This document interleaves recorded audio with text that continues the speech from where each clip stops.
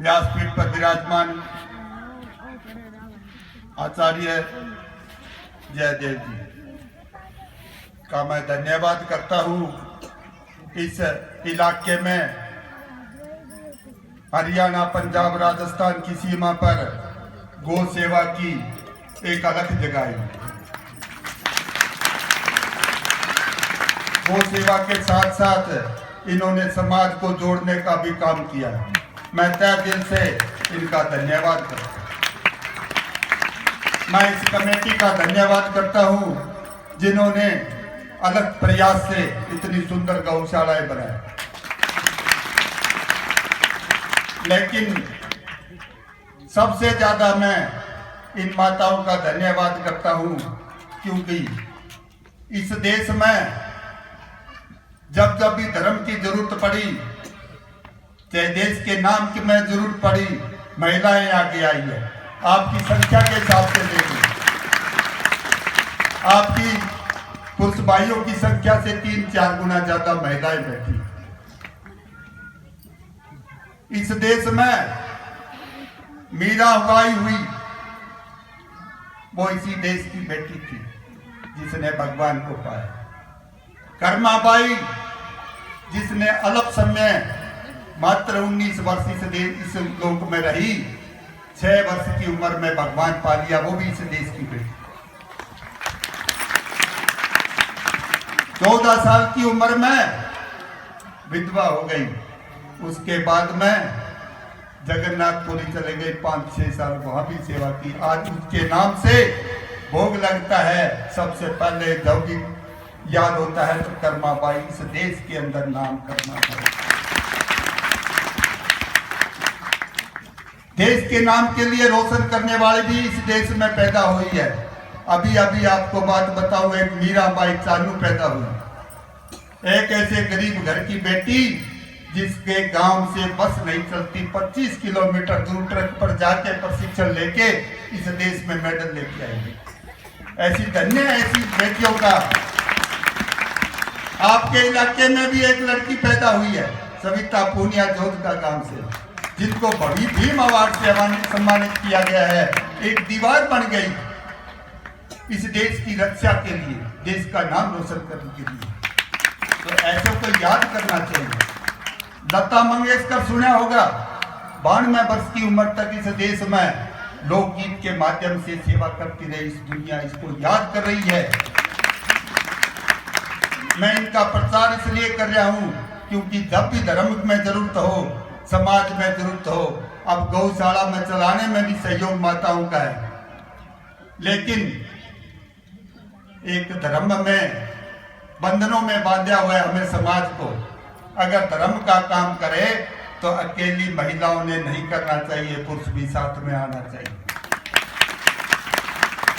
जो भाई मैंने यहाँ गौशाला में नहीं है आए हैं, तो मैं माताओं से हाथ जोड़ के मैं आपका बेटा बन के आपसे प्रार्थना करता हूँ कि उन पुरुष भाइयों को एक बार गौ माता के दर्शन करवा दो, ताकि आपको भी कथा सुनने का जितना फल मिलता है, आप अगर उनको साथ बैठ के एक दिन भी कथा सुना दोगे तो 10 गुना आपको गौ माता का फल मिलेगा। ये मैं आपको एक गौ सेवा के बारे में इस देश में जब भी जरूरत पड़ी, पुरुष भाइयों से ज्यादा गौ माता की सेवा के लिए महिलाएं आगे आती। क्या ये गौ माता महिलाओं का ही फर्ज है? गाय की सेवा के लिए भी, समाज की सेवा के लिए भी, और बच्चों का पालन के लिए भी हमका भी कोई कर्तव्य बनता है। आप भी सेवा कीजिए, सेवा से जुड़िए। अगर गौ सेवा करोगे तभी आप ही बचोगे, देश भी बचेगा। इस सेवा का आपको बताऊं, ये आचार्य जी बैठे हैं, इनके भी कैंसर हो गया था। इस गौ सेवा की कृपा से ये आज आपके सामने बैठे हैं। ये उदाहरण है। पीजीआई में जब इनकी रिपोर्ट आई थी, जब पैर से हमारी भी जमीन खिसक गई, मैं इन गो भक्तों की ये रिपोर्ट कैसे आई है। आज वो रिपोर्ट गायब है आपके सामने। जीता जागता उदाहरण है गौ सेवा का। तो आप भी ऐसा कीजिए। और एक आपके घरों में पूतना पाल रखी है। पूतना में अंग्रेजी और जर्सी जो गाय बोलते हैं उसको पूतना कहते हैं। पूतना भगवान को मारने आई थी, वो तो भगवान थे जिन्होंने उनका उद्धार कर दिया। हम तो इंसान है, हम तो उस पूतना को मार नहीं सकते। पूतना हमें मार रही है। जो ये कैंसर की बात कर रहे हो, हर घर में कैंसर फैल रहा है। अभी ताजा रिपोर्ट आई है, इस सिरसा जिले में 4872 कैंसर के मरीज हैं। अंदाजा लगा लो आप। ऐसा फैलता रहा तो हर घर में कैंसर हो जाएगा। पंजाब से भी चलती है एक ट्रेन, उस इलाके में कैंसर के मरीज सबसे पहले आए थे। वहां पूतना सबसे पहले आई थी 1963-64 में। उस ट्रेन का नाम ही कैंसर है। क्या आप यही चाहते हो? इस पूतना को घर से भगाओ, देसी गाय लाओ घर में, आप भी सुरक्षित रहोगे, आपका समाज सुरक्षित रहेगा और देश भी सुरक्षित रहेगा। ये गाय एक गाय नहीं, एक फैक्ट्री है दवा की। हर प्रकार की कैंसर की दवाई दो, किसी प्रकार की बीमारी है, सब दुआ गाय की कृपा से ठीक हो रहे हैं। अब आप डीएपी के लिए घूम रहे थे लाइन लगा के। अभी हमारे हरियाणा में पिंजौर में गौशाला में डीएपी गोमा के गोबर से तैयार हुआ। आपके पड़ोस में ढाबी खारियां हैं आचार्य जी, हमने भी वहां डीएपी बनानी शुरू करवा दी। उस गौशाला में 2000 के गोवंश है, इनका पालन उस डीएपी से काम करें। आप भी ऐसा करिए। गौशाला को आत्मनिर्भर बनाने का हमारा ये प्रयास है। गौ सेवा तो आप बहुत करते हो, साथ में इस आमदन की भी आपने खोजना पड़ेगा, क्योंकि हमारे उम्र के जो है वो तो दान कर रहे हैं। आने वाली पीढ़ी शायद ये दान करना भी छोड़ दे। तो इसको आत्मनिर्भर बनाने का ये प्रयास है। और बाकी सरकार की ग्रांट की बात है, चारे की कमी महसूस हुई थी, एक ग्रांट सरकार ने दे दी। अभी आपको 15 और 20 मार्च के बीच में आपके सभी गौशालाओं के खाते में 12 करोड़ 66 लाख रुपए आपके खाते में आने वाला है। इसी गौशाला के अंदर करीब 80-90 हजार रुपए का हिस्सा आएगा। इस प्रदेश में 597 गौशालाएं हैं, जिनमें 4,28,000 गोवंश गौशाला में सभी के लिए चारे की ग्रांट आ रही।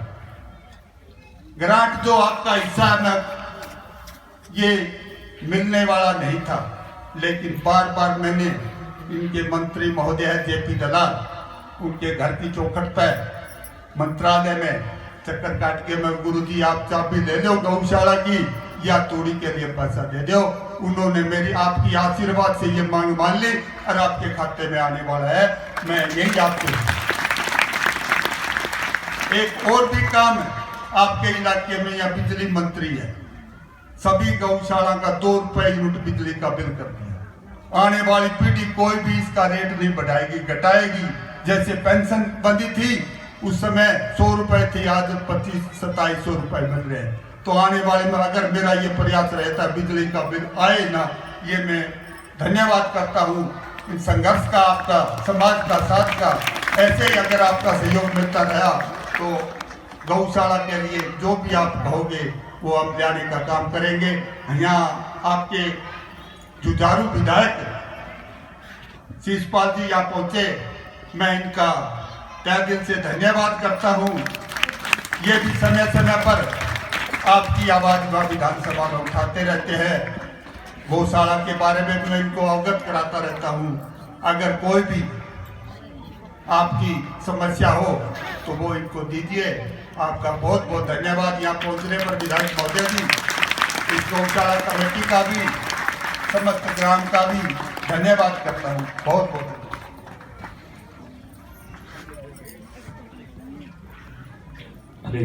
बहुत बहुत धन्यवाद। अजीत जी हमारे बीच में बड़ी अच्छी बातें रखी। तो एक बार मैं चाहता हूँ कि अजीत जी के नाम की पुनः